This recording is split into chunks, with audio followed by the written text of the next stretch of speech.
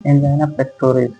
Angina pectoris वो समस्या है जिसमें मेनली हार्ट के लेफ्ट साइड में दर्द होता है। इसमें हार्ट के मसल्स को बहुत ही धीमी गति से ब्लड का सप्लाई मिलता है, जो कि मसल्स जो हार्ट की होती है वो लो ब्लड ऑक्सीजन जो होता है उसको सप्लाई करना पड़ता है। ठीक, जब मसल्स को लो ऑक्सीजन के साथ कार्य करना पड़ता है तो ऐसा दर्द सीने में होता है। सीने में दर्द होता है, ये धीमे धीमे होता है, बहुत तेजी सीवियर भी होता है। ये मेन रूप से लेफ्ट साइड में होता है और करते करते लेफ्ट साइड से पूरा बाह में उतर सकता है। कभी कभी ऐसा होता है कि ये सर में भी चला जाता है, गर्दन में होता है और पेट में भी चला जाता है, लेकिन मेनली इसका कारण जो देखा गया है वो लेफ्ट साइड के हाथ में उतरता है और लेफ्ट साइड में बना रहता है, भारीपन रहता है। इसमें स्वेटिंग यानी पसीना होता है, घबराहट बेचैनी होती है। अगर पेशेंट इस चीज से ग्रसित होता है, पेशेंट अगर किसी ऊंचाई पर चढ़ता है उसको सांस फूलने जैसी समस्या होती है, घबराहट बेचैनी होती है और इसमें मेन रूप से ब्लड का फ्लो बढ़ा ही रहता है। ठीक है, क्योंकि मसल जो होते हैं हार्ट वो बहुत कमजोर होती है, ऑक्सीजन का ब्लड की सप्लाई नहीं करते हैं, जो ब्लड का सप्लाई ऑक्सीजन का वो कर नहीं पाती है, इसकी वजह से होता है।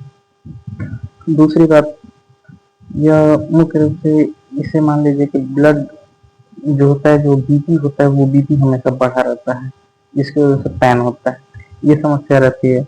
और ये मेन रूप से चेस्ट चेस्ट के साइड में दर्द होता है। पेन टेंडरनेस बहुत ही कठोर तरीके होता है, बहुत ही मतलब बहुत बेकार से ऐसे बहुत बेकार लगेगा, इस तरह से होता है। इसमें मेन रूप से इसमें दवा अगर चेक करना हो तो पेशेंट को एक छोटी सी 1 रुपए की गोली आती है, समझ लीजिए आइसोसार्बाबाइड, जो सबलिंगुअल जीभ के नीचे दिया जाता है, आइसोसार्बाबाइड 5 mg, उसको दिया जाता है दर्द को सबसाइड करने के लिए। ये अगर कोई उस तरह का पेशेंट है, अगर उसे जानना है, समझना है कि हाँ इसको वही दिक्कत है, तो पहले उसको चलाया जाता है। चलने पे ये नहीं दर्द करेगा, अगर चलता रहे तो पेशेंट नहीं दर्द करेगा, जैसे रुके वैसे दर्द स्टार्ट हो जाएगा। अगर आप दर्द हो रहा है, अगर वो समलिंगुअल जो जीभ के नीचे, समलिंगुअल जीभ के नीचे अगर दवा रखा जाए तो आसानी से भूल जाता है उसके लिए। तो अगर वो दर्द आराम हो गया तो समझ लीजिए इसको हार्ट से रिलेटेड दिक्कत है।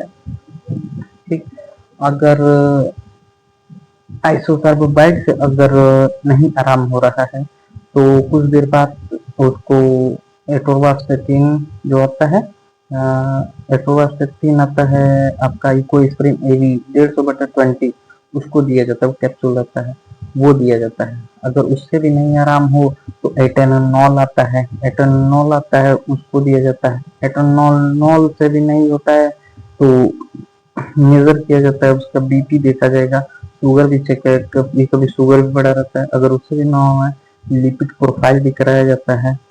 ठीक, लिपिड प्रोफाइल कराया जाता है, उससे कंफर्म हो जाता है कहीं जो हार्ट की वॉल्व है उसमें चर्बी नहीं इकट्ठा हुआ है, चर्बी जो तेली वसा कहते हैं वो नहीं इकट्ठा हुआ, इसको भी जांच किया जाता है, उसके वजह से भी ये दिक्कत होती है।